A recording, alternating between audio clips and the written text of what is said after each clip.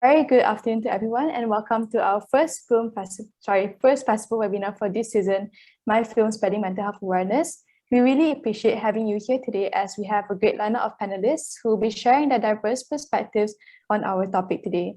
My name is Maisra, and I'm part of the organizing committee of My Mind on Film, and it's an honor for me to be your MC this evening. So keep back, relax, and enjoy the session. Before we begin the session, I would just like to highlight some general housekeeping basics. We hope to end the session by 4:30 p.m. and we have dedicated the last section of this webinar to Q&As. So if you have a question that comes to your mind throughout this webinar, please note it down on a piece of paper or save it on your phone for the Q&A session. Lastly, we would also like to encourage everyone to keep your mics off if you are not speaking to minimize audio disruptions. And we would also love for everyone to turn on your mics and utilize the chat box to leave any comments, share your thoughts, ask questions, or raise any concerns that you might have. Okay, to give you an overview about My Mind on Film, it is Malaysia's first youth mental health short film festival initiated by the Centre for Mental Health and Wellbeing, or short CMHW. It is a collaboration between the Malaysian Mental Health Association and Help University with a conjoined mission to improve mental health at a national and regional level through research, training, and thought leadership. My Mind on Film targets the youth and young adults in hopes of inspiring them to share their perspectives and ideas on mental health.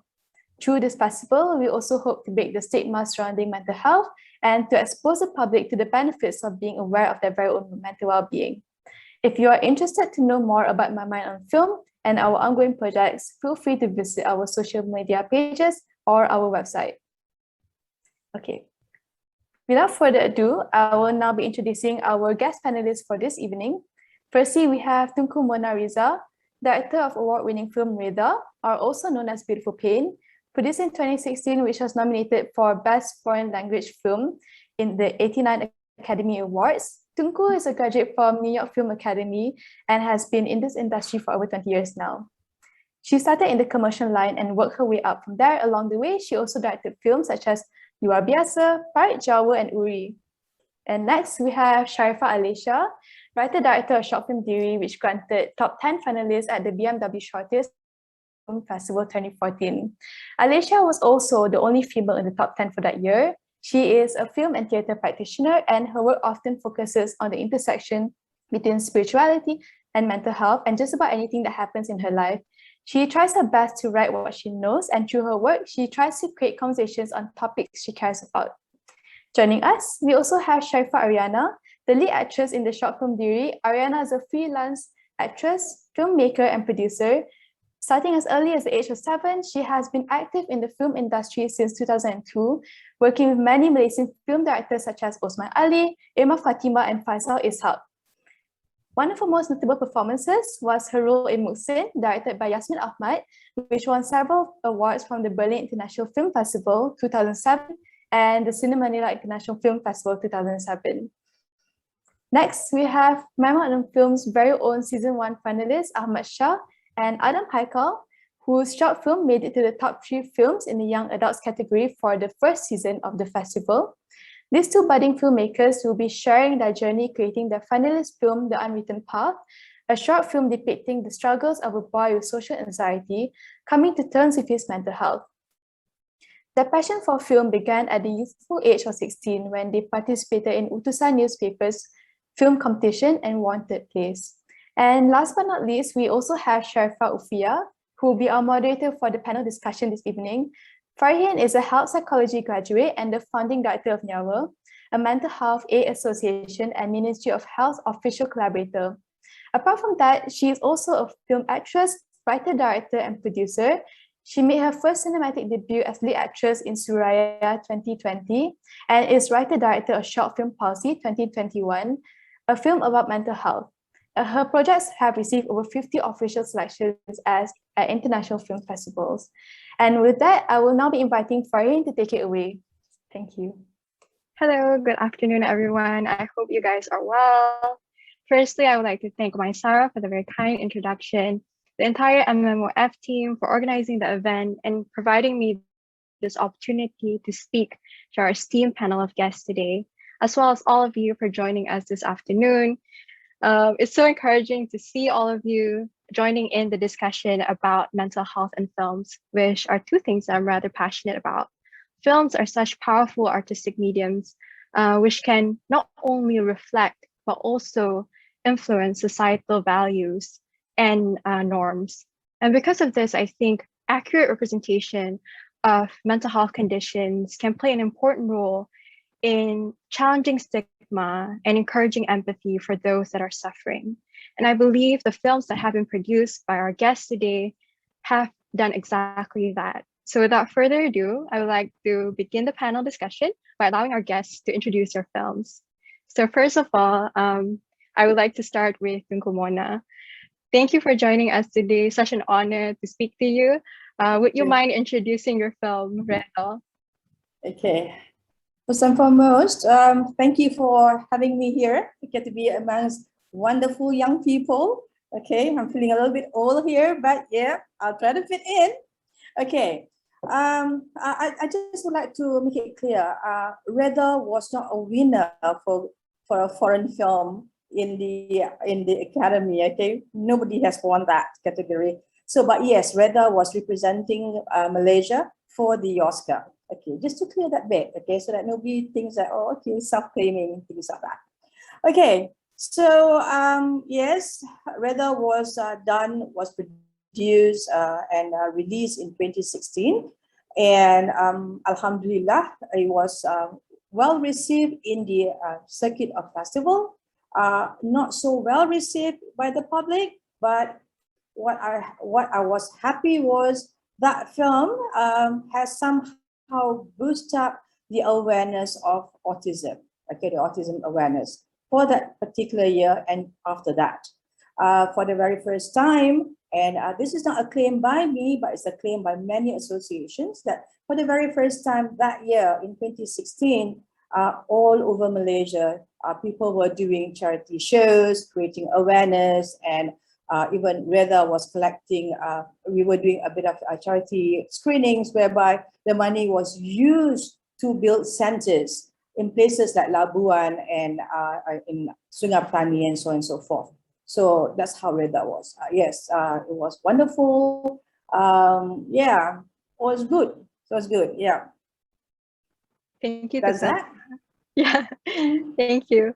As a fellow Sungai Petanian, I can attest to how the film really influenced the community there as well, for such a rural community that really increased the autism awareness. Thank you. Thank you. Next, I would have Sharifa Alaisha, your first film, Diri. Would you mind introducing briefly what the film is about? Hello. So thanks for having us, guys. Sorry if I'm a bit like loopy today, but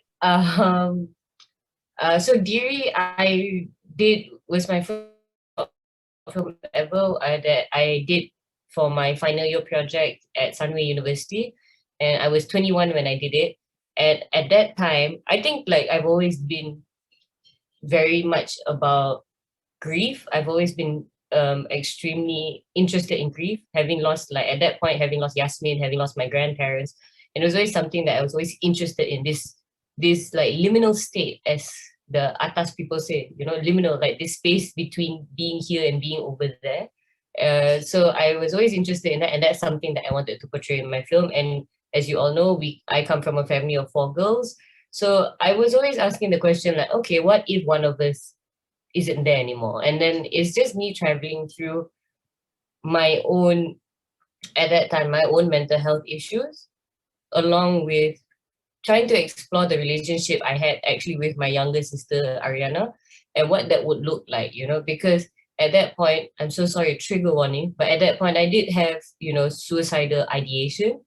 And like, so I was holding myself accountable in a way through my short film. And it was also like, I think what was more important for me with my short film was the relationship between the sisters, and what were to happen if one of us was taken out of that equation. So it's always been like something I've always been interested in. So yeah, just a clear like synopsis. A young girl named Aisha loses her older sister to I don't know what, but basically Aisha travels through her memories with her sister to try and find the reason why her sister lost her life, and try to find closure in a way, because as many of us with mental health issues know, closure is but a fleeting sight. So yeah, she tries to look for it. That's it. Thank you, Leisha, for sharing such a personal story. With Sharifa Ariana, would you mind, as the lead actress in the film Diri, would you mind giving us the brief description of Aisha? So hi guys. First of all, thank you for having us. Actually, when they asked me to be part of this talk, I was just like, but she's the director, ma. So I invited her lah. So I'm glad that she said yes. Thank you guys for whatever you guys are doing. It's great. Keep doing you, boo boo. Okay, so the character Aisha, she is a pretty typical, normal high school girl who, when you like, in the beginning of the film, you're like, okay, there's nothing special here, just a typical Malay girl who's going to school and whatever. And then you realize that her journey is deeper and it's sadder, but she's not going through it like, or anything, she's just kind of like going through it like, okay, what do I do now? Because she's really young, so she's still in high school. Mm-hmm. So she's kind of figuring out very complex adult problems while maintaining this typical have to conform to normal girl society in high school kind of thing, Mm-hmm. Yeah. Understand. Okay. Thank you, Ariana, for sharing. Next, can we have Ahmad and Adam? Can you give us a brief description of your film, The Unwritten Path, which was one of the finalists in the first installment of MMOF? First of all, I would like to thank you guys for having me. So, The Unwritten Path is about a young boy struggles with anxiety, and inside of his own thoughts, he also has a best friend named Faris, whom he idolizes, but he wants to imitate him, only to discover the norm among his peers. Well, the idea of the story is very personal to me and my peers. The process of the writing took us about a month. We had a few challenges such as budgeting and not being able to shoot a planned location. Due to this, we had a lot of improvisation, which worked out for the better. Me and my friends had a lot of fun filming together, and I hope this film will shed a new light on the topic of mental health. And so I'm Adam Haikal. I'm the script writer for this film. And so a little bit of background of how we participated in this event is that so we have been doing like short films for like a small competition since high school. And then last year during the PKP, we were too bored and we had some money left because we worked part-time before the PKP. And like we love films, right? So we wanted to do something, but we don't really have an idea of like what to do. And then suddenly my friend Ahmad Shah, he saw an article in the newspaper about this event. So that's how we found out about this event and decided to spend literally all of our money for this film. So this film meant a lot to us. And yeah, you guys can see how the character goes through his mental health problem in this film. Thank you, Ahmad and Adam. And it's very inspirational to see such young filmmakers being so passionate and investing their own money in this film. So yeah, it's very inspirational. So thank you everyone for those brief introductions. I would like to move on to the next question for Tunku Mona. So Tunku Mona, a similarity that I can draw between your films like Uri and Part Jawa is like the focus on familial relationships. And ultimately, Redha is also a film about family. So why and how did you decide to include the theme of mental health in your first feature film? Okay, I'm a strong believer that to raise, you need the whole village to raise a child, right? So for a situation to be understood, it has to start with the family. Yeah, it's going to be from the internal. if you notice all my films, or whether it's my super tele movies or Redha, they are all about family, the family value. Because that's the main thing. We come up to the world, the very first time that we open our eyes is to see our family, our parents, nothing else. Yeah, I mean, of course, our doctors and nurses, but it's our family first. So that is a core thing to me. And why mental health, why is autism, is because it is a situation that is so complex that people do not understand. Even when I first I knew the word autism when I was in my 20s. Okay, from a family friend, from a working friend, someone that I knew for a long time. And even so, at that time, it was hard for me to understand, because if you notice, a lot of children or adults with under the pure spectrum of autism, you can't tell from the face, unlike Down syndrome. Yeah. And when I start meeting some people, that I realized the struggle is not only about raising the child, it's about the community, the surrounding. That is more hard than raising the child, because raising the child is within your own confined environment. But when you are going out, the staring, the whispering, the irritant by others, seeing how a child behave, it eats them up even more. Yeah. And then when you go back to kampong for celebration, and you get that stigma from your own relatives. Yeah. So this is a situation whereby people need to address. To me, at least, I needed to address that, because I realized things like this can happen to anybody. You can be the richest or the poorest, the fairest or the darkest, whatever, it can happen to anybody. Yes, it's genetic, but then again, it's just like cancer. People say it's genetic, but it's not anymore, So how can you be 100% sure it is just purely genetic finding?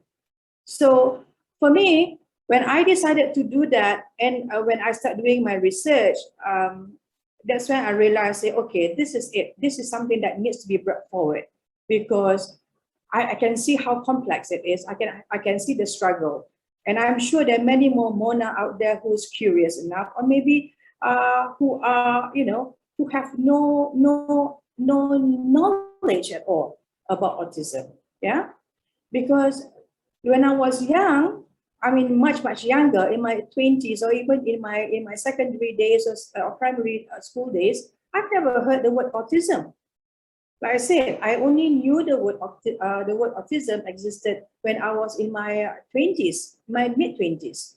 Yeah. So that made me realize that I need to do this. Okay, I need to do what needs to be told. Somebody needs to do this. And when I spoke about this to my husband, we realized that this is a situation whereby you either do it and suffer along the way with finance, or do it and then try to float with minimal you can, because we know when you do things like this, the return is going to be bad. Ain't going to be big at all. It's not. Yeah. So that's a risk that you have to take. But I'm glad I did. I really am glad I did, because that film of mine has somehow created the highest awareness ever for as long as the biggest and the longest association or school is NASOM, that existed in Malaysia for over 30 years. Yeah. And this comes from so many people from the NASOM parents or the community themselves. Say, when Redha was released, the autism awareness was the highest. So I think with that kind of achievement, therefore, it's no longer about me. It becomes about them. So that was what it is all about. That was what I wanted to do. It's all about them. So yeah, that was the reason. And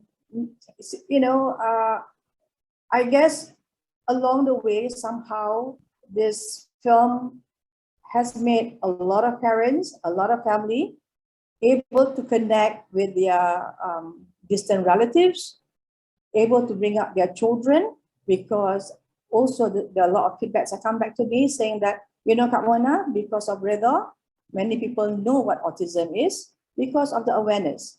So that's a good thing. So yeah, so that's one of the reasons why I decided to go with autism. I see. We are very glad that you had the courage and the passion to persist and make the film as well. So yeah.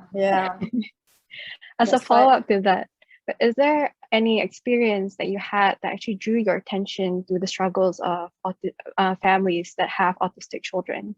So many. There's so many, I mean, I said, even, okay, to begin with, before I decided to do the film, when I was doing my research, I wasn't sure myself too, I saw that I went in, talked to somebody and I said, boom, I'm going to do it. No, because I was still searching and trying to figure out, okay, why am I doing this? Because at that point in time, the couple that I know who has a child with autism is only one. There's only one person that I know. Okay. Then when I start meeting, when I got to know this guy, Mr. Yong, and he has 2 children, and I start doing my research, that's when I start seeing things of what the people are, the surrounding, the society. I've got young couple. We were in a restaurant, well, not a restaurant, like a cafe, yeah, and we were sitting there. And it's part of the research whereby I brought my 2 actors, okay, the big boy and the small boy, the 2 actors. I'm not sure that you've seen the film, but the 2 boys, yeah, okay. And because the deal is they have to do exactly what this real autism is doing for them to get into character, and this is a process they have to go through. Okay, so when I did my research without the 2 actors, I see a different. I saw a different reaction of people. People actually walk away and saying things and sniggering and passing remarks and things like that. Okay. So that particular day, just imagine you have three children, okay, which is the real autism, and then the 2 actors, yeah, and then the autism guy, which is Wesia, and his brother. His brother Wesia is also autism, but 2 different spectrum, 2 different characteristics. Can you imagine 3 children doing all the steaming, the rocking and knocking on the table and so on and so forth, right? It creates a lot of attention. And this young couple, okay, the table is not that next to us, it's like 2 tables away, okay? Young couple who were making a lot of, oh man, if there is a flying shoe, there will be a flying shoe from me, okay? It was horrible, okay? Not only from the expression, from the remarks they make and all that, and they call for the guy to say, I don't want to sit here because I can't stand the table 2 tables across from 2 tables away from us. I did not stop any of my boys to stop doing whatever they were doing, okay?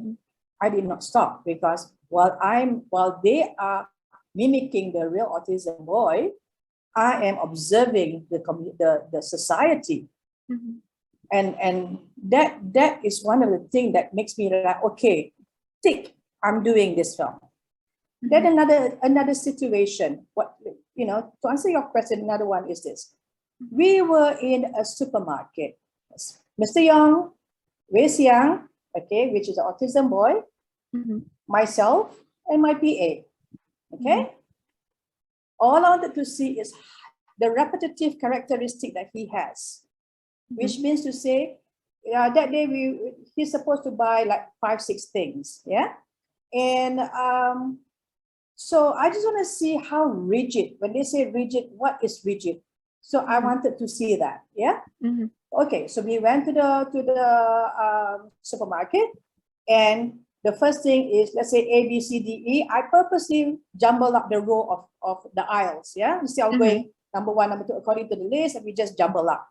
And he refused, he goes exactly that. Okay, now, I never knew that in a supermarket, there are bouncers. We were thrown out of the supermarket by 2 bouncers and the store manager. Bouncers. And Wow. I said, that's it. Okay, I don't need this shit. Okay, we need to do something about this. I had to calm the father down because we were, it is either you get out of here or we're gonna kick you out of here. Because the boy was just swinging and you know, and they're so fearful. They're so fearful that their things are gonna break. What is it gonna break? It's all packets of beverages, not even bottles, you know, packets of coffees and teas. And we were at that particular aisle. We're not even at the jar where there are glasses jars or eggs. You know what I mean? If the damn thing drop on the floor, how can it break? They are in a plastic packets.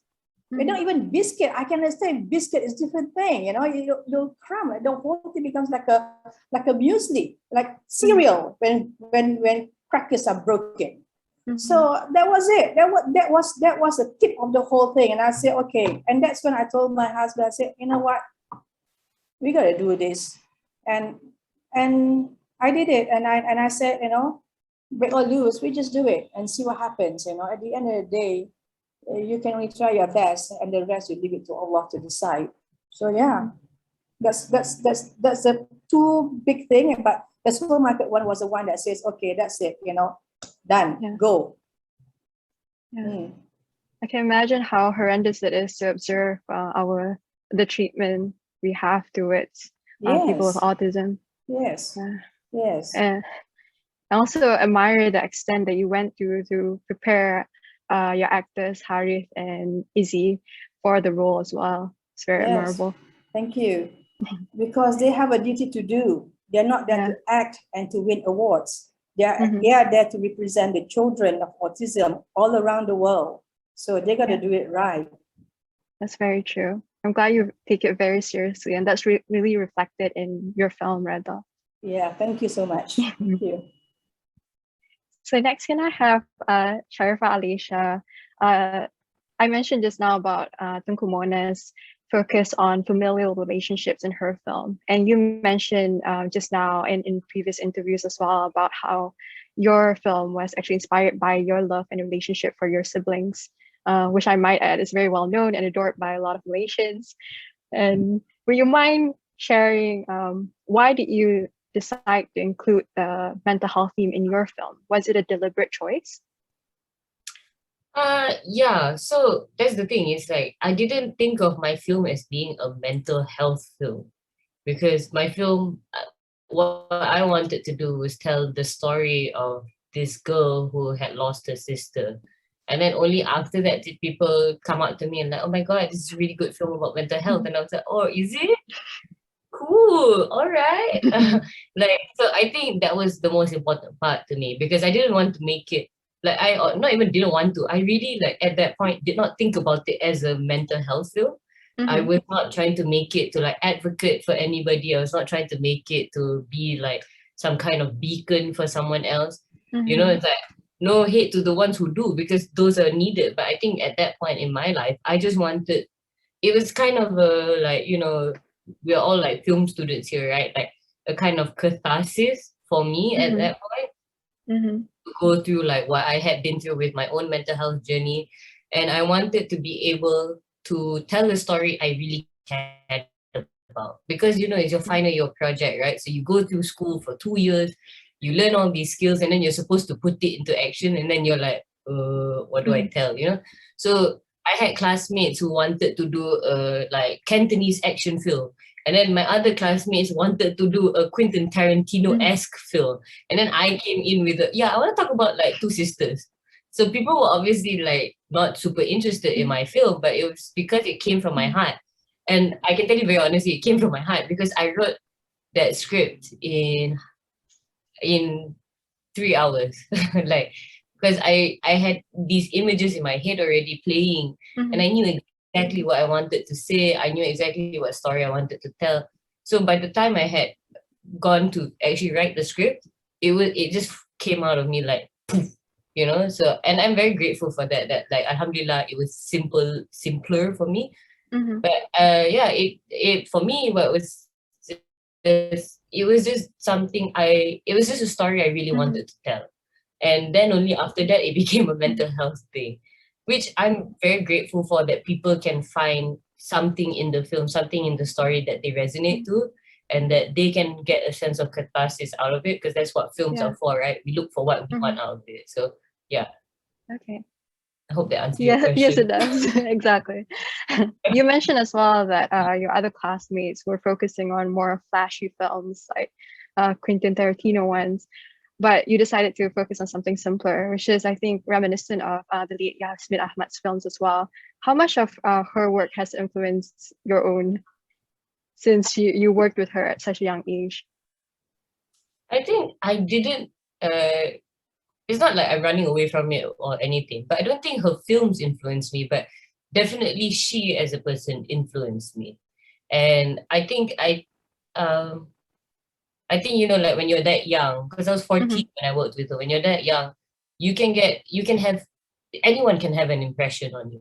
Yeah. But I think it was always important, like to me as a young person, to know who was having an impression on me, to be very aware that, like, okay, this person is cool, but they're kind of racist, so maybe not, you know, let's go somewhere else. Yeah. So I think being able to work with Yasmin and watching how she interacted with her actors, how she interacted with the story. And Yasmin always told stories that were close to her, stories that she cared about telling, you know, stories that she felt she wanted to tell. Because I think there's a sense, so, and I took that from her, because I think there's a sense that, like, you know, when we were that young, we want to go flashy, because like, oh, I've waited my whole life to do this film, like, by this person that I look up to. But what I learned from Yasmin was, like, a good film, no matter how simple it is, like, it can affect people when it's honest. When you are telling it with an honest voice, when you care about it just as much as the people who watch it care about it, it can create, like, very beautiful things, you know, as she has proven. So yeah, I was very much influenced by her as a person. And I think maybe there was a sense of spirituality that I got from her, because it was very lovely to see someone like her, you know, like she swore a lot. She was very loud, but she didn't miss her prayers. She prayed 5 times a day, and like everything was with, like, she always had God's name in her mouth. You know, everything was thank God. Everything was all because of God and everything. And that was always something that interested me. And like working in her film Mu'alaf, it was all about religion. And that was something I, from a very young age, was interested in. So like being on Mu'alaf, I was able to read the Bible, and then, like, you know, they gave me Saint Augustine to read, and I got to read the Quran, like the translated version of the Quran. So it's like at a very young age, I was open to so many things because of her. And I think that's something that I wanted to bring to this film, like, because as you can tell in the film, grief is not something that we can pinpoint. You know, grief is something so hard that, you know, I've seen people rely on religion to handle grief, and that's not a bad thing at all. You know? And I've seen people completely ignore religion to handle grief, and that's not a bad thing at all. And I think, like, right now, because I'm going through a very grief-stricken moment in my life, it's very interesting to always have that conversation of our relationship as people to death and to grief, because that's what happens, right? Death doesn't affect the dead, it affects the living. Yeah. Very well said. That authenticity and heart is really reflected in your film, dearie. I can really sense that. Oh, okay. So next, Ahmad and Adam. I guess the process of writing and developing this film would be a bit different for you guys, because the mental health theme is already given because you were submitting to MMOF. So my question to you guys would be, why did you decide to focus on social anxiety?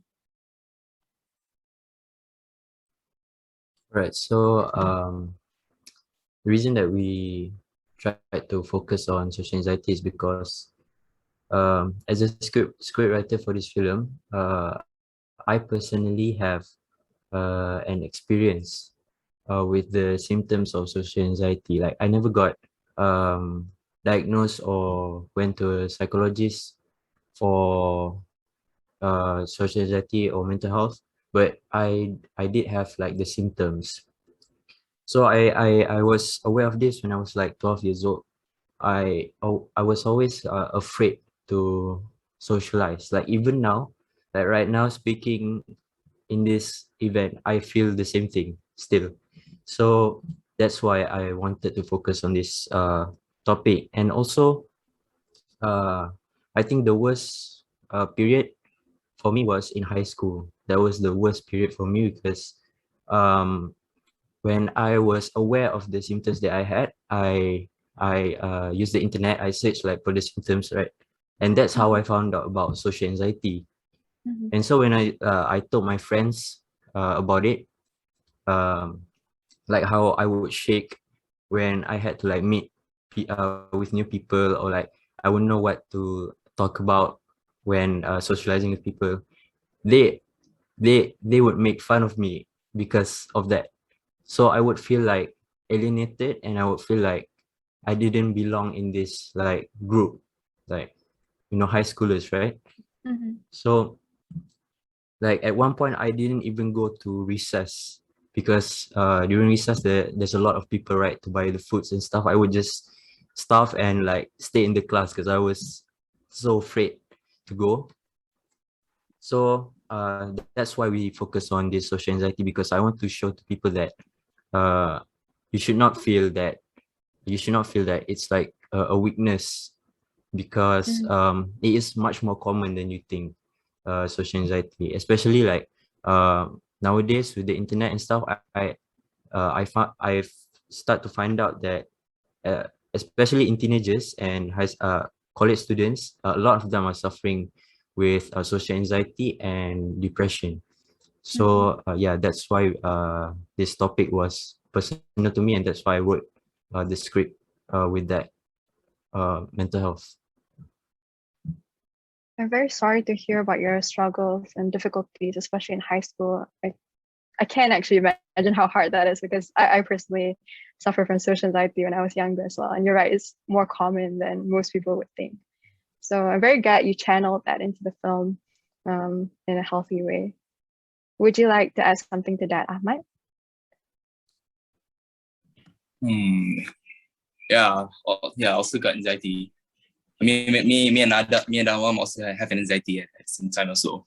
I remember that we had panic attack because of a person that doesn't come to our set during our filming, Mhm. and the due date is tomorrow. So I was shaking, I was kind of sweating. So me and Adam like try everything that we could just to make the film, but we had the panic attack at the moment. Mhm. It was really hurts. I see. Well, I really commend the both of you for powering through that and making the film and end up being the finalist. So congratulations.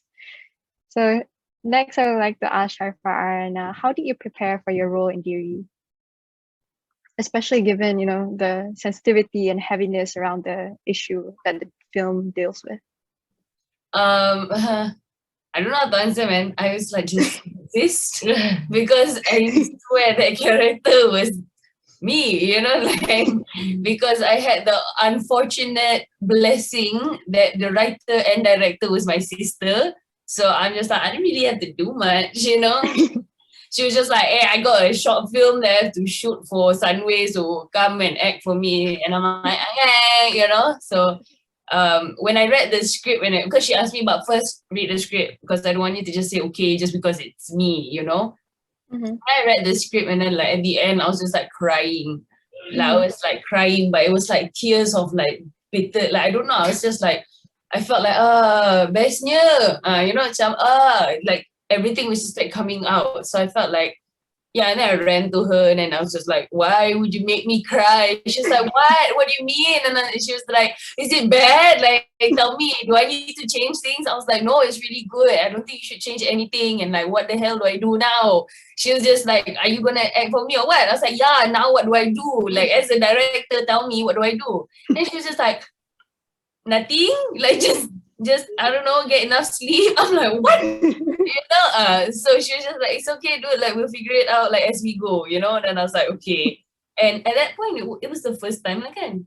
Yeah, that was my first time Yeah. ever. Okay, so Lesha's a bit biased. Like, I dah pernah berlakon dalam a few of her short films. So that's why like I'm like, teringat balik, like Diri was the first time. It was so weird though, because like we're literally like soulmates. Like we see each other every day since we were children, And then to come on set and have her be like, okay, yeah, this, that, and everything. I'm like, it's my sister. She's a director. I'm like, look at you, director, kind of thing. It was really cool. But then it's like, oh, okay, now actor mode, So I didn't have much to do in terms of getting prepared for it, but it was a lot of like, because like, yeah, it hits very close to home. So that's why for me, Lesha was just like, okay, if at any time it gets too close to home, like let me know, we can cut, pause, take a breather, whatever lah. And then I kind of told Lesha, like, maybe like just warn me, like how severe do you want the scene to be, And like how much do you want me to go, and like how much you want me to pull back? Like am I dramatized version of the situation, or am I like the normal, kind of thing? So we just had those kind of conversations lah. And then like, yeah, and there were certain times when I'm just like, oh, how does this one go? She'll look at me and she'll go like, then I'm like, okay, She was just like, and then she'll ask me like, okay, I think I need you to go a bit closer to home. Is that okay? And then I'm like, okay, like I'm the kind of person that like, as a person, like it's nice to have a great separation. Like when my character is nothing like myself, it's great because I'm just like, okay, can turn off, turn on. So it was really like not hard, but it was like very taxing for me as an actor, because there was no turn on, turn off during shoot. You get what I'm saying? It was just a cut, like it was an action and cut, but there was never like and now you're yourself, because I'm like myself the entire time. So I was just like, okay, so there were like, I think it was the second day. Lesha even planned, like, she was like, okay, the really hard day will be second day. So because I think we had 3 days, kan? Yeah, we had 3 days of shoot. No, 2 days. No, 3. 3 days. So we had 3 days of shoot. And then like she was just like, okay, the heavier one will be the second day. So I was just like, okay. So the first day, she was just like, keep it light. We shot the cut at school, and she was just like, it's just like the chill stuff and everything lah. And it was so funny because one of the scenes, I marah, I betul-betul marah, lepas tu entah apa I cakap, and that's the take she uses. That's the take she uses. I'm like, I had so many good ones. She was just like, no, but you were really angry in that one. I was just like, fine. So, things like that lah. But so I had to prep myself. I didn't have to prep myself, but I had to pace myself as we were going, if that answers the question. Yeah. Because like, there's not much I was like prepping for, other than like reading the script, figuring out how much she wanted and everything. But it was the pacing myself, because like second day, as Lesha like suspected, like it's like it was very, very heavy. So the third day I had to like, myself again, and then like act as if we didn't just have that whole second day. Yeah.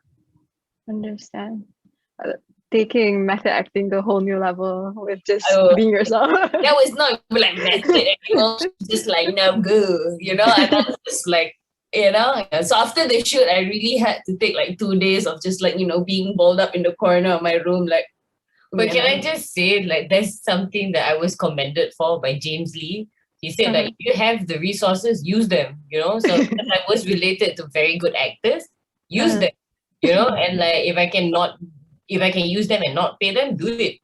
But like obviously it's just that because I knew the extent of our relationship and I knew how talented Yana is, I was like, it would be a waste if I didn't use her, Yeah. Talented. I bet she's just like, you owe me. I'm kidding.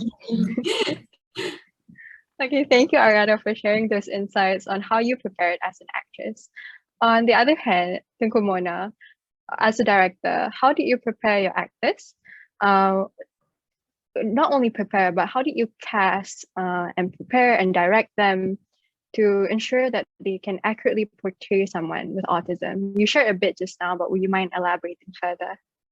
Okay. I knew Namron through my super tele movie called Parit Jawa. And that's how I got to know him. Yeah. So when I did Redha, I didn't want, I wanted a particular kind of person in terms of portraying the character Razlan. So of course, I went through so many, and then I said, okay, I just want to have Namron back, you know. And then and I kind of like Nadia Disa. I can't remember where I saw her, but I saw her somewhere, and I said, okay, I really like this person for this particular character. Of course, I met Nadia Nisa before I said yes to her. We had a little chat and all that. Okay, basically, I do casting. Okay, regardless how successful you are as an actor or whatever, I still insist on casting. Okay, I got told off for that before. It's like, what? You want me to come for casting? Don't you know who I am? I had that. Okay, but he somehow still managed to come for casting. Alhamdulillah. So because to me it's like, yes, you do well in others, but there's certain things that I'm looking for in my film. Yeah. So okay, yes, when I sat down with Namron, and then I said, oh, okay, and I was meeting a few actresses for the role of the wife, and then you know what Namron said? I said, you know, Nadia Nisa's my wife will like Nadia Nisa. I said, really? I said, yeah, don't you know? I said, don't you know? I said, no, I don't. I said, who's your wife? And then he said, oh, well, she has never acted before. I said, can we have lunch? I want to see her. So she came, and she said to me, Kak Mona, you want me to ruin your film? Because saya tak pernah berlakon. I've never done this before, you know. Saya ni penari dulu. I said, it's okay lah. Why don't you just come and do casting? Just come. I will cast you personally. I said, I'll make it very comfortable for you. I'll cast you in my office room. And then she did. So she did, and then twice we met, and after casting and all that, and she's still not sure. So I said, I tell you what, I'm not going to force you, right? Think about it, and in 2 days' time, I'm going to call you, and you tell me how you feel. Okay. And before that, I told her what I intend to do. So 2 days later, she called and said, okay, I'll give it a try. So Alhamdulillah, you know, when I saw her, I said, MashaAllah, she looked like Nadia Nisa, you know, really. I mean, it's like, wow, I must be a lucky person to get someone like this, you know. So, okay. So what happened is for June, I'll talk about June first, yeah? For June, so she got the script and everything. I wanted to build her confidence, yeah? So what happened is, part of the scene in the film is swimming. And I put Namron can't swim. So I put Namron, he has to go for swimming lesson together with the two young boys, which is Izzy and Harith Hazik. So they all have to go for swimming classes. June, in reality, do not have any swimming scene. However, I put her in a swimming class.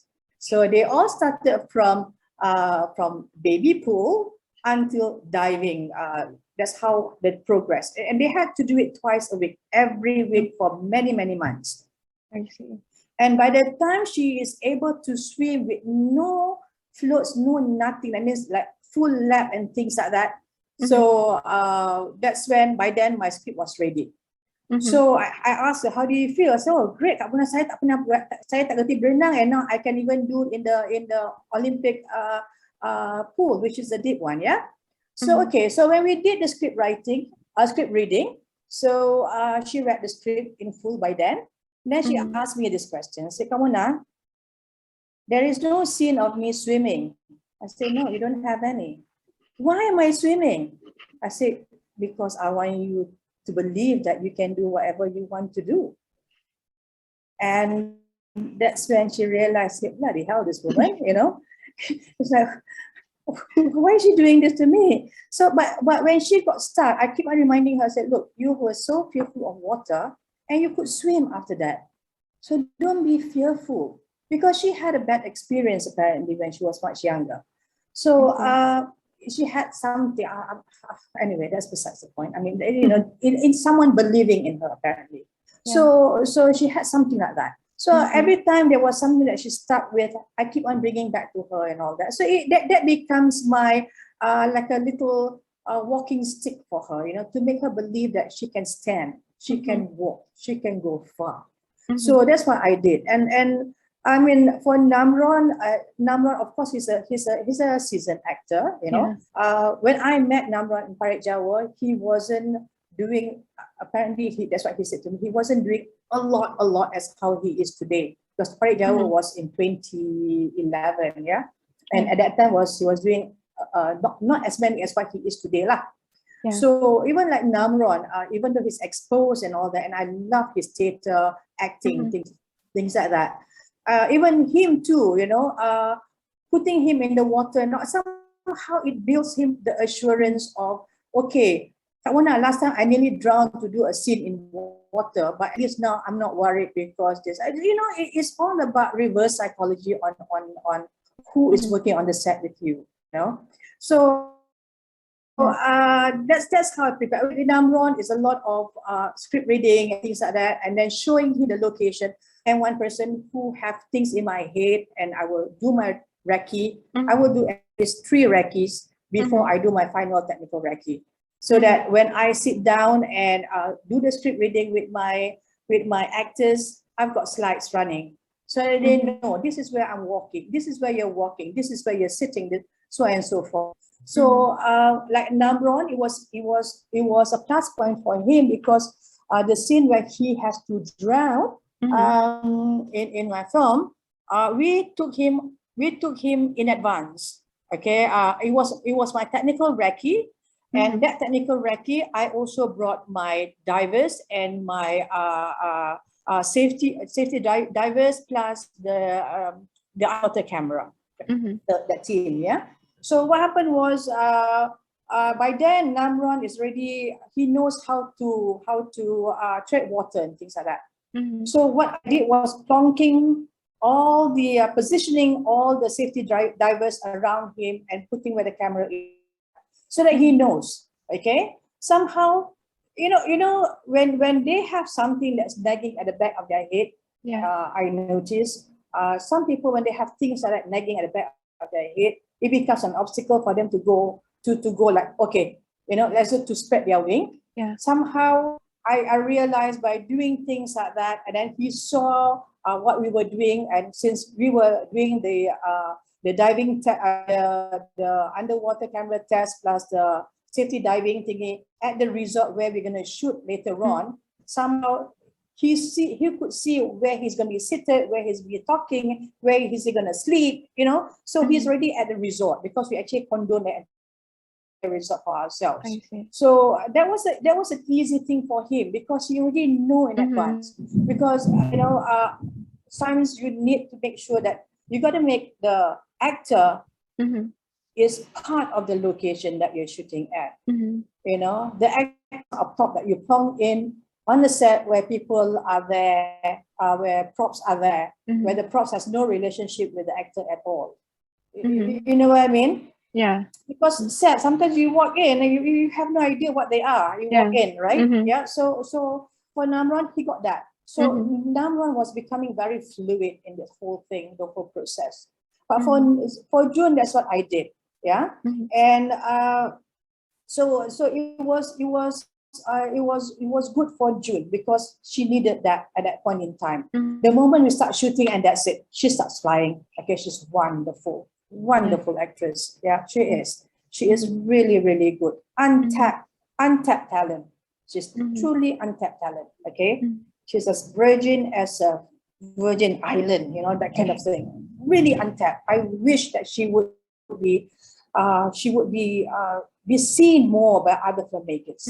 As for the 2 boys, the autism boy, I told you, the moment I signed them up, their life was dedicated to me, simply because they need to represent the children of autism. In this case, it's Wesiang.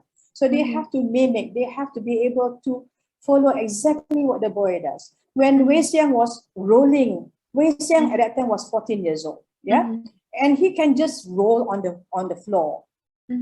Yeah, for no rhyme or reason. Just like that. And my two boys must be able to do the same thing. Basically, they have to become a Xerox copy of what the actual boy is. Simply because when you go into the set, then you know what to do. But the thing is, what I have done is I prepared clips, lots and lots of clips, okay? Whereby this scene, if this is what I want. So I've got clips of Wei Xiang, because prior to that, you must remember, almost 2 years I've been with Wei Xiang, with this real family of autism. And I've got full of footage that I shoot of the real boy. So every day, the duty of this young actor is to see again, even though he has done his process of following him, every day in the morning he has sit down and watch the video, all the clips of Wei Xiang, while, after his breakfast or while his breakfast, whatever. Because by doing so, you go in and then you are not, you becomes the real character lah, rather than believing that you are the character. You got to be the character. So that's what I did. Even like Remy Isha, I was very pleased, even though his role was not as huge as how he is. He's a big star, as you know, yeah. But he was humble enough to say yes to me, okay. And I'm so pleased, really. And he was willing to come and do his swimming lesson. He did his swimming lesson too. Not as many as Namran and June, but he did it. And he doesn't need to, right? But he did it. And that was what makes me feel so like really great, simply because, these people believe there is a cause in this film, and at the end of the day, I told them this. Actually, Namran asked me this on the set. He said, Kamona, are you doing this for festival? I said, no, Namran. I don't even know what's going to happen to this film. I don't even know whether it's going to look good or not, honestly. Okay? But I only know one thing. One thing that is, I've seen with my own eyes, whereby family that brings out the children to outside, they get a lot of stares. They got a lot of this, a lot of that, a lot of cynical passes, remarks, and things like that. I said, that I know for sure. Will it go to festival? God knows. Will I make money? I have no clue. Can I pay back my loan? My God, I wouldn't know at all. So you know what? Let's hope that the intention of creating the awareness is achieved. That's all I wanted at that time. Yeah. So that's how I prepared them, No, I guess it's no big different from others, but it's just that I was just blessed. I was surrounded by people who actually believe in this subject matter, in our work. Yeah. That's actually a very rigorous and passionate prepping process for a director. Very admirable. Thank you. I guess it's because my background is commercial those days, whereby you got to be very disciplined. There's no such thing as commercial on YouTube. You do commercials on TV. You got to tell something within 30 seconds, 40 seconds. If you are lucky, you get a 60-second commercial. Very rare people do 60-second commercial. And you got to be, when you meet your client, you got to be very thorough about everything, because the ad agency might whack you first before the client whack you, So back then, everything is paid for, including your toilet paper. So everything is costed for. So you got to be, you got to be very particular about everything. So I guess that was a discipline I had during my younger days. Maybe, I don't know. But yeah, that's what I did lah. I see. Thank you for sharing, Tunku Mona. Next, I would like to ask Sharifa Alicia. Tunku Mona actually mentioned earlier before the session even started that the response to Redha, despite how well it traveled and the awards it won, was a bit lackluster for the mass audience. What do you think of this, Alicia? How do you think we can cultivate an interest in themes like mental health in the Malaysian mass market? Ooh, that's a hard question to answer. But I think it's always good to start from the heart, cliche as it may sound, because I think what people, especially in Malaysia, it's proven, you know, with Yasmin Ahmad films, it's been proven that people just want to see themselves on screen. People just want to have representation on screen. And the idea here is that with Redha, you know, like because I have a autistic family member as well, and I know how much it impacts the family to be able to see themselves on screen. And I think it has to start from just telling stories. Like we just need to continue to tell stories, and it can no longer be about being afraid to tell these stories, because like, you know, we get scared that we might get something wrong. But I think we also need to be humble enough and brave enough for like when somebody says like, oh, that's not like, you know, let's take autism for example. It's extremely debated upon it. It's an extremely heated conversation because, you know, autism is a spectrum. So you can't expect two autistic children to be the same kind of autistic children, you know? Like how you can't expect me and Yana to be the same kind of person, but we expect that like autistic children are the same, but it's not. And I think it's like we need to give power to people to tell their stories. Like how, I'm so sorry, like how Adam was able to tell his story with social anxiety, you know, and how I was able to tell my story. These stories are important and special because we're not trying to do something, you know, we're just telling stories. And like how Tunku Mona told the story of her good friend. These are actual people's lives, actual people's experiences. And most of the time, they are very important. And I think it's that, right? It's like, obviously, the mass market is not going to react. Like, we're not going to get the masses with Redha. But I'm quite sure Redha got to the audience that they wanted to get to. You know? And I think that's the important thing. It's like, we need to kind of be able to look past commercialism, because kalau macam tu everything's gonna look like Avengers. So dia macam like, what are we gonna do, you know? So and that's fair because Avengers, you masuk, you know, it is a mainstream mass market idea and it's for the masses. But and I think like mental health issues, it's okay that it's not for the masses because then it dilutes everything. And we don't want mental health conversations to be diluted. We want them to be with purpose and proper and with guided research and with people who know what they're talking about, right? So exactly. I think it's like not worrying too much about getting everyone to watch us or watch our films, but getting the right people to watch our films. Yeah. Okay, very well said. So we have talked a lot about how to educate the public and raise awareness through films, but filmmaking or art in general is a two-way process. So the creators learn as much as the audience. So my question to Ariana would be, what has your craft taught you about human psychology or mental health? Ooh, such a good question. I think for me, I have always been, I didn't want to act because, you know, like I didn't want to act because of all the other things. I didn't even know those things came, you know, but like I started wanting to act when I saw myself in a script.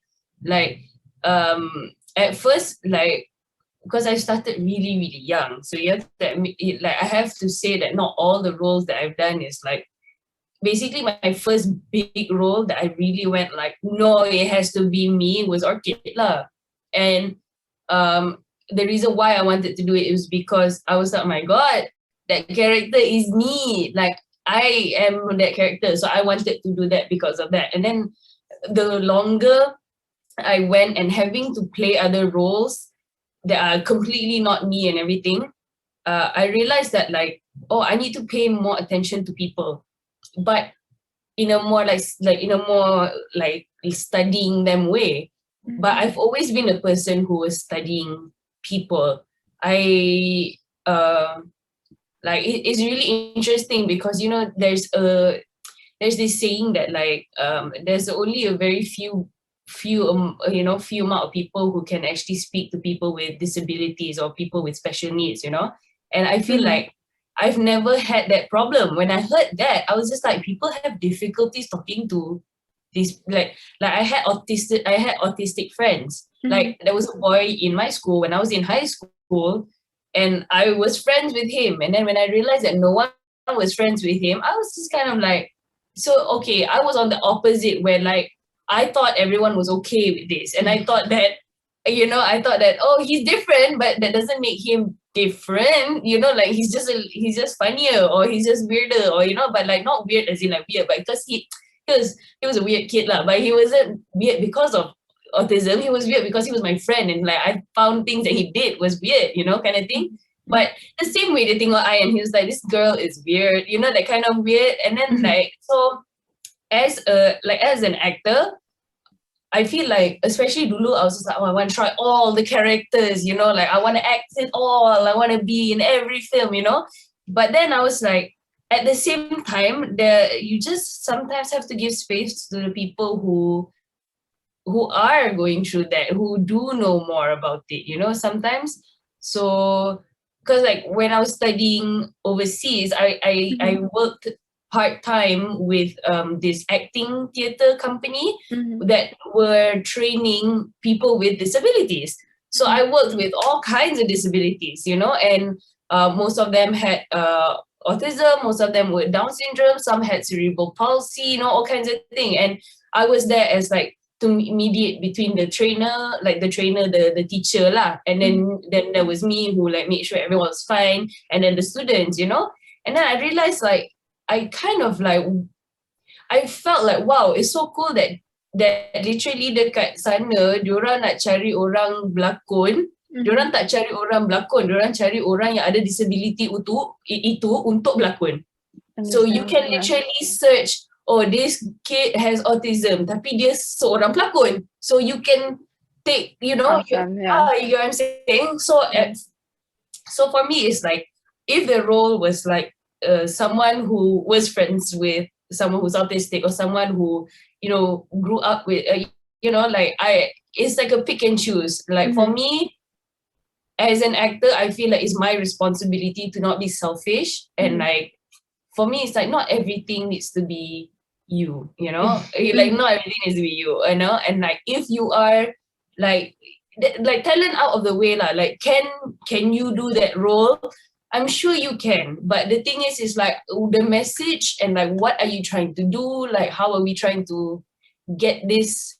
Like how are we gonna set it straight and everything? That's what I think so lah, And yeah, like I put macam bias sikit because like I'm here for diri, and like cerita tu adalah yang paling senang, bukan senang lah, like I didn't have to like I wasn't in like actor mode yang macam kena macam method and whatever. I didn't have to do that, but I can imagine if I can't imagine the two kids having to berlakon as these autistic people, like people with autism. My God, like first of all, bravo, and the fact that Tunku Mona could actually like not only deal with kids with autism, but also kids in general, because kids, my God, like I have 2 nieces and 2 nephews, and I just kids sometimes, So the fact that she merged those 2 things together, I'm like, my God, props, gila, But yeah, what was the question again? Like, so that, I hope you've technically answered it. Dia macam jauh sekejap, but Okay, so that was actually our last question, and we've reached the end of the panel session. So I would like to thank everyone for sharing your insightful opinions and experiences. Now I would like to pass this over to my Sarah to continue with the Q&A. Thanks, guys. So thank you so much to everyone and all the guest speakers. All of your inputs are very insightful, and I'm sure the audience can agree. We will now begin our Q&A session with the audience. You may enter your question into the slider link provided in the chat box, or you can also scan the QR code, which is on the screen currently. Yeah. So to start off, we actually have a question for Ahmad or Adam, any one of you guys. I would like to know how like directing. Did you have any specific takeaways that you would like to share with us, or anything that you learned from your film experience?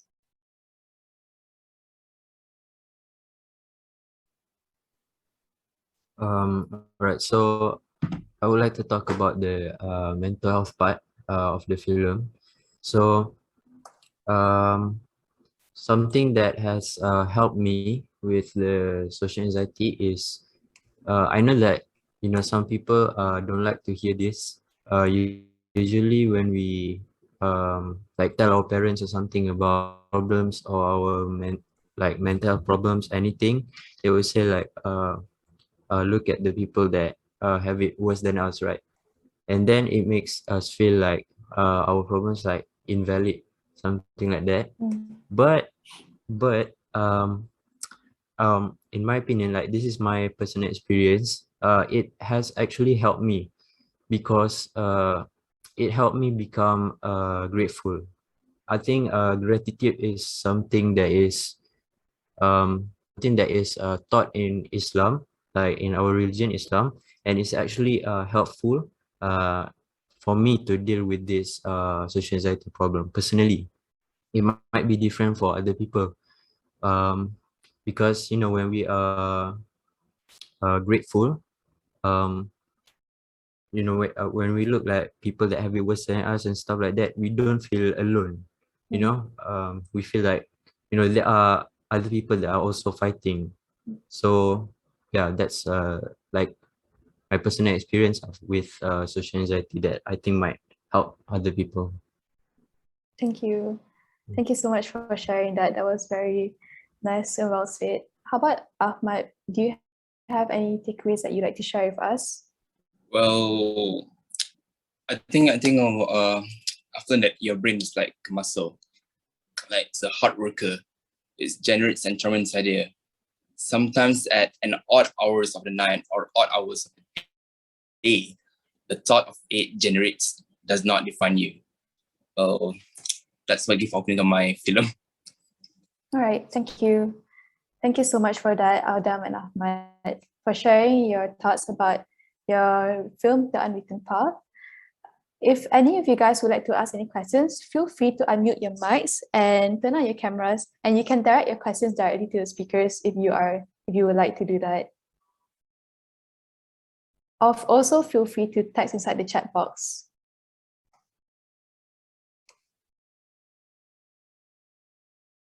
All right, so there is a question. A person asks, do people often undermine your efforts to spread awareness considering it's seen as a taboo still in this country? I would like to direct the question to Tunku Mona. Sorry, can you repeat the question again? Yes, sure. Do people often undermine your efforts to spread awareness considering that it is still a taboo in this country? Big yes. Big yes. Definitely. Because again, the association to it is so low, yeah. And when you say undermine, meaning to say that in terms of acceptance, yeah. Yes. Correct. So definitely the acceptance is very low that time. Okay, it's a very strange thing for me as far as I'm concerned. When it was released, it was said, okay, amongst amongst the filmmakers themselves, yeah, they said this is the longest PSA TV commercial alike film. That's what they say about Redha. Okay, PSA. And I say, okay, right, okay, whatever, and then in terms of the general audience, it wasn't receiving well, of course, as you know, like I said earlier. But for the families, for those who are in the community, it helped a lot.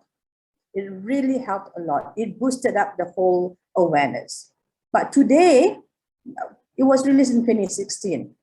After it was going around winning from one festival to another, the requests for it keep on coming in, and the emotion, the impact of my film to families who are going through it, regardless where you are, let it be in LA, let it be you are in Russia or you are in Spain or in Philippines, whatever, the impact, the association, the pain they felt, the denial from their family or from their spouse is common, right? And that is to me is a plus point. That gave me the semangat, like say, okay, I'm doing the right thing. You know, it makes me realize, say, okay, I'm doing on the right path. I'm going on the right path, because you know, I wasn't sure whether my film is really helping. Yes, I saw there are a lot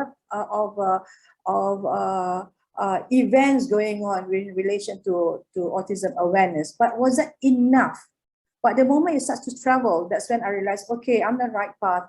People are resonating this very well, so on and so forth. Of course, other countries, you get the viewers, the audience that comes in are not families from autism. They are just general viewers, and they could relate. So I guess different country has different things. But when it comes to families, community itself, they could resonate. But after the years pass by, today, you know, and now after so many years, I am still getting a lot of requests for screening for events, even though like with the situation that we are in, right? And I just got a request where they want to screen and you get paid to, okay? So it's not that you do this kind of film that you don't get any return. You do, not in big terms, but yes, you do, because I'm saying this so that there are people who are listening to this will be encouraged to do films for this particular subject, which is mental health or whatever, okay? Okay, so don't be scared, please do. If you are a filmmaker, please do, okay? So I still get that kind of request, and it's being screened. Yeah. It will be screened again in a streaming platform. Small audience, but with a reason, and education for a particular group of people. So, you know, it's happening still. Every now and then, I still get that. So, yes, it was disheartening in the beginning, but as you go along the way, you realize that, okay, others are benefiting it. It is helping, you know. The hospitals are using it. The students who are studying psychologists are using it, so on and so forth. So yes, it was a bit hard in the beginning. Okay, it was disheartening. You feel as though that you're not on the right track in the beginning, but eventually you realize there is, like I said, like just like in this film, it says, you know, only through darkness you can see the light. It's true. You got to go through that dark tunnel. Only then you will see some sort of light that comes in through. So yeah, it's not that bad after all, if you choose to do films like this. Thank Yeah. you so much. Thank I'm you. sure that was a very good advice for a lot of startup people who are new here in the film industry. Yes. Yeah. Okay. Next, there's a new question directed towards Fariana. How do you cope with having to play a role that touches on a topic so close to your heart? I didn't. I crashed and burned. No, I'm kidding. I think I'm pretty, I'm pretty fortunate that like I am aware, from a very young age, I'm aware of mental health because you know, we have a long line of mental health problems in my family, unfortunately. So it was like, I know of my grandfather who had it. I know of his ancestors who had it and everything. So Alhamdulillah, so far I went to a therapist and I got myself, you know, checked, and the therapist was like, yeah, you don't have any problems. I'm like, oh, thank God. But like, not, you know, but like for me, so I don't have it, but it doesn't limit the fact that like everyone else I know has it. Like, I feel like, you know, I give my therapist number to like all my friends and the people around me, you know, and like, so I'm aware of these things, and therefore I go to therapy, but I don't do it because I have a problem. I do it so that I don't cause a problem. You know what I'm saying? Like, don't go before it's too late. You know, like I kind of went when it was a little too late. I felt like I had like a tiny mental breakdown, and then I went to get tested and everything. But that's why I advocate for mental health, you know, awareness and everything, because it's like, just like, yes, if you have it all, hell yeah, you have to go to therapy, you know, and like, don't look at mental health problems or like therapy as like ooh, we shouldn't do that, you know, or whatever. Like, it is difficult being an actor, especially like people are like, ala, actor, senang je, kau pergi sana, kau berlakon. It's like, no, it's not. There's a lot of things that go into it. You're literally pouring and using your own, trauma and childhood problems and like your own emotions and putting yourself back into those situations, for 5 minutes and orang look a video and then like, okay, cut, and then you're supposed to like switch it off. That's just not how it works. Like, I think like once you start acting more and you get the experience, then you tend to like, okay, I know how to like turn it off, but you still go home and you kind of think about it and you go like, wow, like that it was a journey for me to perform. Is a whole other journey that I went through, and then I used that journey to perform, and then so it's okay to admit that it's tiring, mentally and all those kind of things. So that's why that's why I tell people like just go to therapy.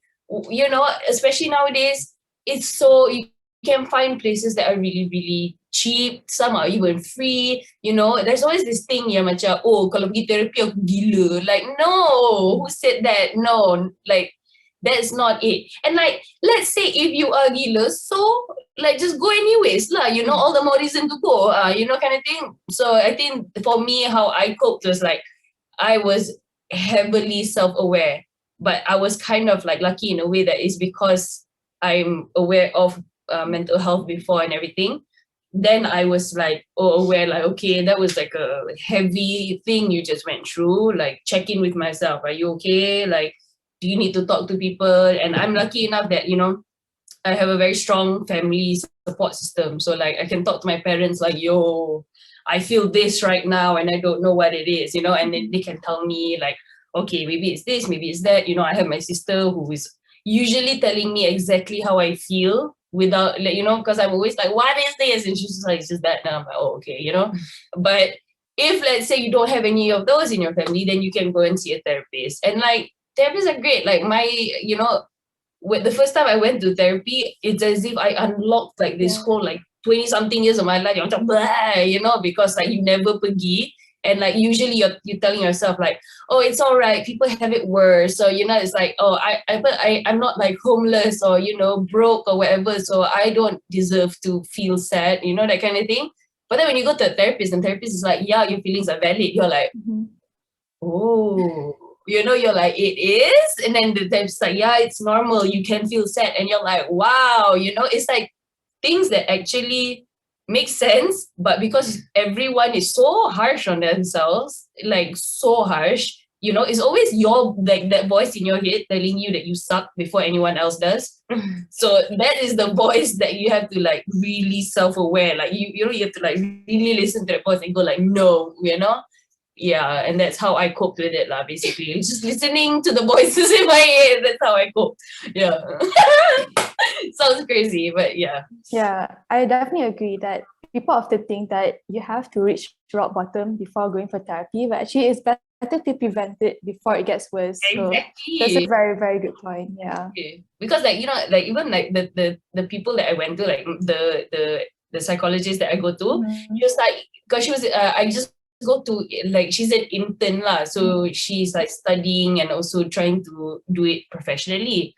But she keeps saying like, yeah, some people it's like, they like really wait until they have to see a specialist. I'm saying that they're like, actually people, you can just come and then like people are ready and open to listen and they're professionals. They are professionals, but janganlah sampai, it's like even harder. It's basically like like a cup of water. Like if you pour skit and you empty it out, it's little. But if you like, overload, it is going to flood and it's going to be difficult lah. So it's like before flood, just go first. Yes, I definitely agree with that. Thank you so much for your input. Unfortunately, Ahmad will have to leave now. So thank you so much, Ahmad, for joining us for our session. We hope to hear from you again. Okay, next, this will be our last question for today. I would just like to direct it to Sharfa Alicia.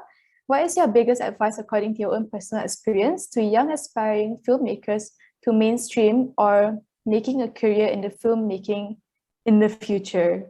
I'm so sorry. Let me try. Do you understand the question? Yeah. No, Okay. I got it. I All got right. it. Sure. Sorry. No, don't worry about it. Lah.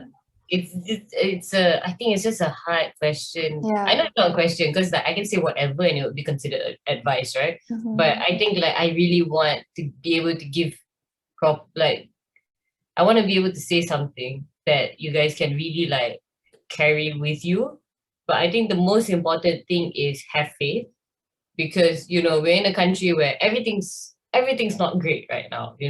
So when people want to pinpoint that the film industry is not great, I'm like, no, it's okay. Don't worry, we're not alone when it comes to this industry is not great, because that industry is not great, that industry is not great.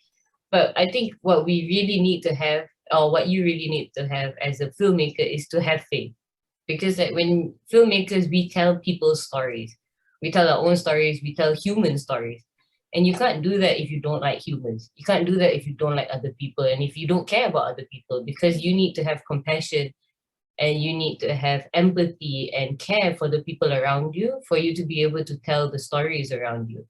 And like even if you're doing a Quentin Tarantino film where you end up chopping off all your characters' heads, you still need empathy. Like people still need to care about your characters, right? And I think yes, I think that would be my biggest point. Have faith, because we have to remember, this country is very young. We're 50 years old. Like Hollywood took 150 years to get to where they are. Like 100 years, like we need some time to get there too. And I think you have to like understand it in terms of like what can you, that typical saying, like not don't ask what you can do for your country, but not what your country can do for you, but what you can do for your country. I think to a certain extent, that's how we can think about it too. Like, yes, be angry, ask for what you want, tell people that this is unfair. You shouldn't treat young people like this. We have our own ideas. Let us do our own ideas. But at the same time, think about this is what I can do.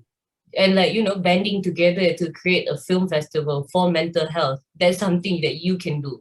And I think it's a constant asking of both things, like what is lacking in our industry and what can I do to add to the industry. Because because that's right now as young people, we are the most important people. Like right now, we are carrying forward whatever legacies have been passed on to us. We carry it forward, and soon we will carry that forward. Like we will pass it on to be carried forward. So which is why it's very important, like have faith. Yes. Because the industry sucks. People can suck, like very honestly. The industry can suck, people can suck, but you have to be able to let people surprise you. Because once you let people surprise you, you'll be surprised quite literally at just how beautiful people are. Yeah. And I think that's what we need more of in the world, in the industry. Yeah, I would totally agree with that. Thank you so much. Okay, unfortunately, that'll be our last question for this webinar, and we'll be wrapping up here. So once again, thank you to our panel for sharing with us your thoughts about mental health and film. We also greatly appreciate the questions from everyone, and do reach out to us if you still have a question you would like for us to address, and we will try to direct them to our speakers. And so thank you so much. With that, this marks the end of our webinar. For future updates regarding MMOF events, please refer to our social media pages on our Instagram and Facebook. Lastly, this recorded webinar will be uploaded on our website, so do take the chance to rewatch it in case you're experiencing some technical difficulties. Do check our social media, as we will be posting updates on once the recordings are up. And before ending this session, we would really appreciate if you could spare us a few minutes to fill in our feedback form, which you can find in the chat box or scan the QR code on the screen. Okay. I will now be inviting my Mountain Films coordinator, Yvonne, to share with us a few words about our upcoming season. All right. Thanks, Sarah. But first off, I want to thank the speakers for joining us today. You guys really shared very interesting things, and I really enjoyed this session. I personally really enjoyed the session, and I really hope all the attendees here enjoyed it as well and were able to take something out of today's session. So with that being said, I am happy to announce that the second season of Be My Mind on Film Youth Mental Health Short Film Festival is now here. what you're seeing on the screen here is actually an exclusive sneak peek of the posters for our upcoming season. So this is only for all the attendees here lah. But if that caught your attention, make sure to follow us on our social media pages at mymindonfilm.my on Facebook and Instagram. We'll be releasing more important information about the actual festival on Friday, 6 p.m. So do turn on, sorry, it's Fridays, 6 p.m. So a couple of Fridays. So do turn on your post notification to keep up to date on MMOF 2021. So that's it from me. I'll pass it over to Daniel, who'll be talking a little bit more about our upcoming event. All right, ladies and gentlemen, I hope you guys enjoyed our webinar. I think it was awesome. Thank you to Tunku Mona, Farihin, and everyone. All right, so on 11 September, right, we shall be having a second event, which is a workshop on film production. So during that workshop, we have a film producer, which is also an actor, which will be conducting the film workshop. So if you're wondering who the speaker is, it's a surprise. So you guys have to follow our Instagram updates, our social updates and all. And I really hope to see you guys there on 11 September, right? So mark the calendar and that's it.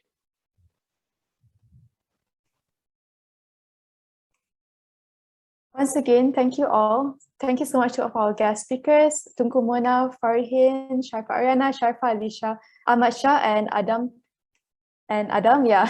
So thank you so much. And we hope that it was very, very insightful to all of our audience.